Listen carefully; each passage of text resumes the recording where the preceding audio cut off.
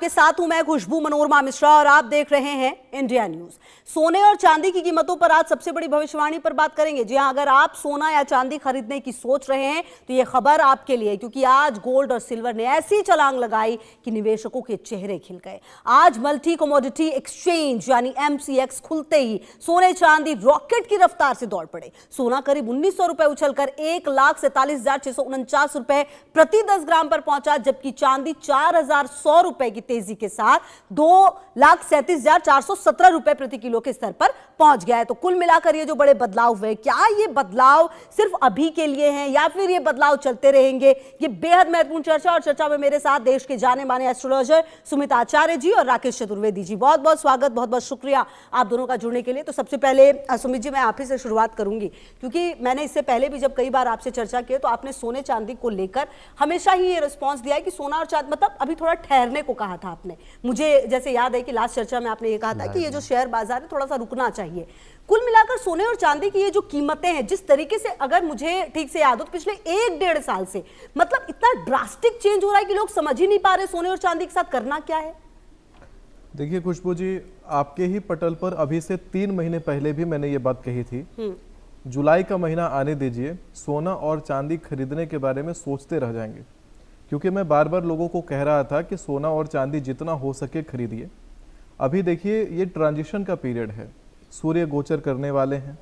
अभी 16 जुलाई को सूर्य का गोचर कर्क राशि में हो जाएगा, और कर्क राशि में ज्यों ही सूर्य पहुंचेंगे उसके बाद आप देखेंगे कि सोना और चांदी की जो कीमतें हैं वो और ज़्यादा ऊपर की तरफ जाएंगे। जैसे जैसे सूर्य मिथुन राशि के निकट पहुंचेगा, जैसे जैसे सूर्य सिंह राशि के निकट पहुंचेगा, आप समझिए कीमतों के ऊपर जाने का दिन तय है।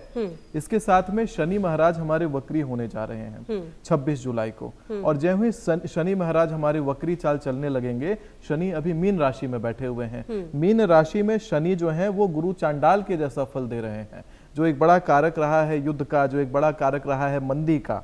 तो शनि वक्री होंगे यानी उल्टी चाल चलेंगे, यानी कि वो कन्या राशि का फल देंगे। कन्या राशि के जो अधिपति हैं वो शुक्र होते हैं।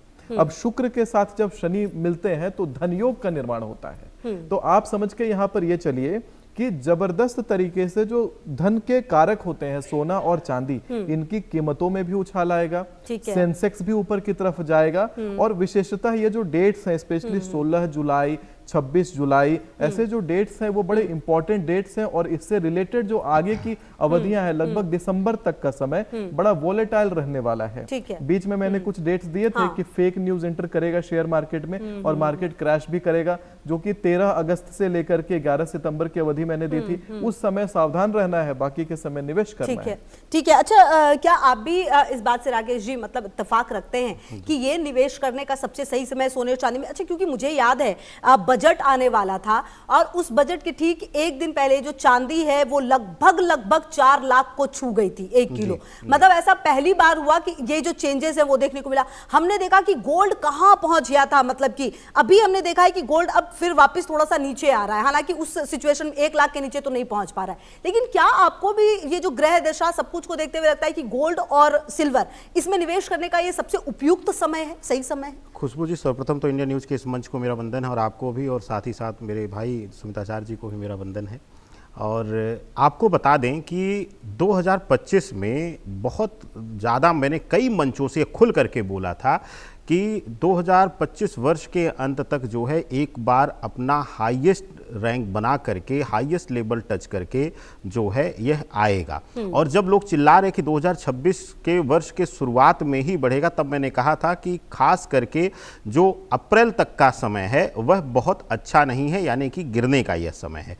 लेकिन आपके मन से भी और अपने व्यक्तिगत जो सोशल मीडिया हैंडल पर भी 2 जून के जो है गुरु गोचर के साथ ही मैंने कहा था, और इस पर मैं सहमत हूं आदरणीय सुमित भाई के एक एक शब्द से। उसी समय हमने भी ये खुल करके कहा था कि इससे बेहतर समय खरीदारी का नहीं हो सकता। और अच्छा देखिए, एक चीज और बहुत बड़ी गुमराह करने वाली कि कुछ एजेंसियां और सरकार की तरफ से उस वक्त रोका गया खरीदारी के लिए कहा गया कि यह समय जो है उपयुक्त नहीं है। लेकिन अगर देखा जाए तो सोने और चांदी के लिए 2 जून से लेकर के विशेष रूप से जो है 8 जुलाई तक, अभी जिस डेट में हम बैठे इस डेट से भी आगे मैं बोल रहा हूं 8 जुलाई तक अभी सबसे उपयुक्त समय है। अगर यह समय आपने गंवा दिया तो एकदम सत्यार्थ है आदरणीय सुमित भाई के शब्द कि फिर आप पछताओगे कि आप खरीद नहीं पा रहे। और दूसरी चीज मैं आपको बता दूं खुशबू जी कि यही वर्ष फिर आप देखेंगे कि विशेष रूप से अक्टूबर से लेकर के 5 दिसंबर का जो समय है, आप देखिएगा खुशबू जी, यही सोना और चांदी जो है पिछले वर्ष के हाईएस्ट लेवल को भी टच कर जाएगा या उसको भी क्रॉस कर जाएगा। यह आपके सामने आएगा। और उसका कारण क्या है अभी एक सूक्ष्म रूप से आदरणीय सुमित जी ने बताया, लेकिन मैं आपको और भी कुछ चीजों का यहां पर वृत्तांत बता दूं। उसका कारण है मुख्य रूप से गुरु का गोचर। गुरु अतिचारी अवस्था में अक्टूबर तक जो है वह कर्क राशि में विराजमान रहेगा। उसके बाद गोचर करके जो है वह पहुंच जाएगा सूर्य की राशि में। सूर्य की राशि में गुरु पहुंचने के बाद गोल्ड का जो पूर्णतया कारक तत्व है वह गुरु, सूर्य और मंगल, यह तीनों हैं। खास करके गुरु और मंगल जो हैं पूर्ण रूप से कारक तत्व हैं। और क्योंकि यह मेटल है तो इसका कारक तत्व जो है शनि अपने आप हो जाता है। हर मेटल में कुछ अंश जो है शनि का जरूर रहेगा, लेकिन गुरु और मंगल प्रधान है तो यह जो है 2 दिसंबर तक जो है, खास करके 5 दिसंबर तक यह अपने हाईएस्ट लेवल को टच कर सकता है। इसकी पूर्ण संभावना ग्रही और गोचर के दृष्टिकोण से दिख रही है।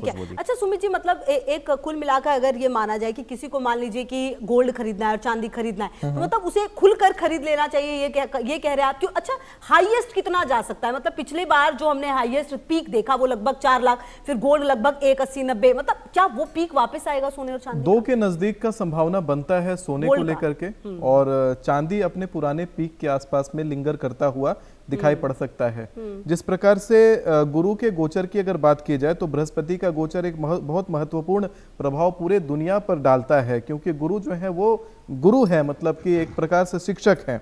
शिक्षक के घर में बैठे हुए शनि है और उसका भी एक प्रभाव है जिसको हम नजरअंदाज नहीं कर सकते हैं जब हम बात करते हैं किसी कमोडिटी के रेट के फ्लक्चुएट होने का। तो कुछ भविष्यवाणियां हैं जो कमोडिटी के रेट्स को फ्लक्चुएट करवाएंगी।